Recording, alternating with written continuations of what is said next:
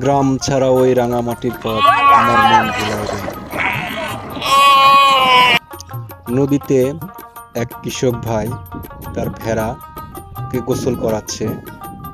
চরাঞ্চলের মানুষের জীবিকা নির্বাহের প্রধান হাতিয়ার গরু পালন, কৃষিকাজ এবং ভেড়া পালন। কাজ কাম করে, মাটির কাজ করে। বাড়ি কোনে? গ্রামের নাম কি? নদীর পানি কি বাড়তেছে না কমতেছে? ঢেউ ওঠে কি মাঝে মধ্যে? ঢেউ ওঠে না, ধান নাই তাই না? ছেলে মেয়ে কয়টা?